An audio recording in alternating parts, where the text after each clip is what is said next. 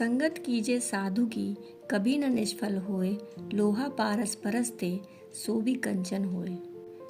एक चोर को कई दिनों तक चोरी करने का अवसर ही न मिला। उसके खाने के लाले पड़ गए, मरता क्या न करता। मध्य रात्रि गांव के बाहर बनी एक साधु की कुटिया में ही घुस गया। वह जानता था कि साधु बड़े त्यागी हैं, अपने पास कुछ संचय करके तो नहीं रखते, फिर भी खाने पीने को तो कुछ मिल ही जाएगा। आज का गुजारा हो जाएगा, फिर आगे की सोची जाएगी। चोर कुटिया में घुसा ही था कि संयोगवश साधु बाबा लघु शंका के निमित्त बाहर निकले। चोर से उनका सामना हो गया। साधु उसे पहचान गए, क्योंकि पहले कई बार देखा था, पर उन्हें यह नहीं पता था कि वह चोर है। उन्हें आश्चर्य हुआ कि यह आधी रात को यहाँ क्यों आया। साधु ने बड़े प्रेम से पूछा, कहो बालक, आधी रात को कैसे कष्ट किया? कुछ काम है क्या? चोर बोला, महाराज मैं दिन भर का भूखा हूँ। साधु बोले, ठीक है, आओ बैठो। मैंने शाम को धूनी में कुछ शकरकंद डाले थे, वे भुन गए होंगे, निकाल देता हूँ, तुम्हारा पेट भर जाएगा। शाम को आए होते तो जो था हम दोनों मिलकर खा लेते। पेट का क्या है बेटा, अगर मन में संतोष हो तो जितना मिले उसमें ही मनुष्य खुश रह सकता है। यथालाभ संतोष यही तो है। साधु ने दीपक जलाया, चोर को बैठने के लिए आसन दिया, पानी दिया और एक पत्ते पर भुने हुए शकरकंद रख दिए। साधु बाबा ने चोर को अपने पास बैठाकर उसे इस तरह प्रेम से खिलाया जैसे कोई माँ भूख से बिलखते अपने बच्चे को खिलाती है। उनके व्यवहार से चोर निहाल हो गया। सोचने लगा, एक मैं हूँ और एक ये बाबा। मैं चोरी करने आया और ये प्यार से खिला रहे हैं। मनुष्य ये भी है और मैं भी हूँ। यह भी सच कहा है, आदमी आदमी में अंतर, कोई हीरा कोई कंकर।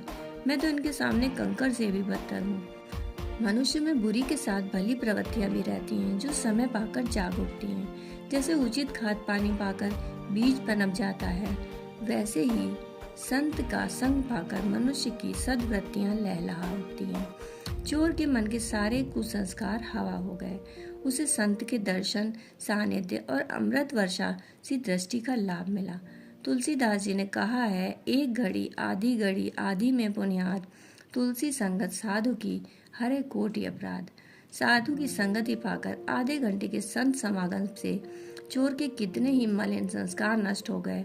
साधु के सामने अपना अपराध कबूल करने को उसका मन उतावला हो उठा। फिर उसे लगा कि साधु बाबा को पता चलेगा कि मैं चोरी की नियत से आया था, तो उनकी नज़र में मेरी क्या इज्जत रह जाएगी। क्या सोचेंगे बाबा कि कैसा पतित प्राणी है जो मुझ संत के यहाँ चोरी करने आया। लेकिन फिर सोचा, साधु मन में चाहे जो समझे, मैं तो इनके सामने अपना अपराध स्वीकार करके प्रायश्चित करूंगा। दयालु महापुरुष हैं, ये मेरा अपराध अवश्य क्षमा कर देंगे। संत के सामने प्रायश्चित करने से सारे पाप जलकर राख हो जाते हैं।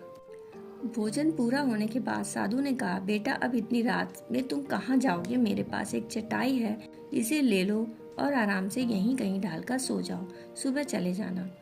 नेकी की मार से चोर दबा जा रहा था। वह साधु के पैरों पर गिर पड़ा और फूट फूट कर रोने लगा।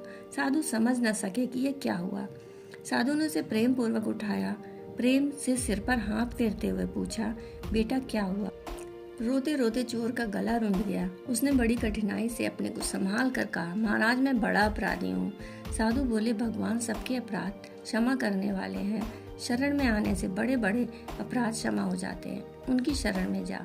चोर बोला, मैंने बड़ी चोरियां की हैं, आज भी मैं भूख से व्याकुल आपके यहाँ चोरी करने आया था, पर आपके प्रेम ने मेरा जीवन ही पलट दिया। आज मैं कसम खाता हूँ कि आगे कभी चोरी नहीं करूँगा, मुझे अपना शिष्य बना लीजिए। साधु के प्रेम के जादू ने चोर को साधु बना दिया। उसने अपना पूरा जीवन उन साधु के चरणों में सदा के लिए समर्पित करके जीवन को परमात्मा को पाने के रास्ते पर लगा दिया। महापुरुषों की सीख है, सबसे आत्मवत व्यवहार करें, क्योंकि सुखी जीवन के लिए निस्वार्थ प्रेम ही असली खुराक है। संसार इसी की भूख से मर रहा है। अपने हृदय के आत्मिक प्रेम को हृदय में ही मत छिपा कर रखिए।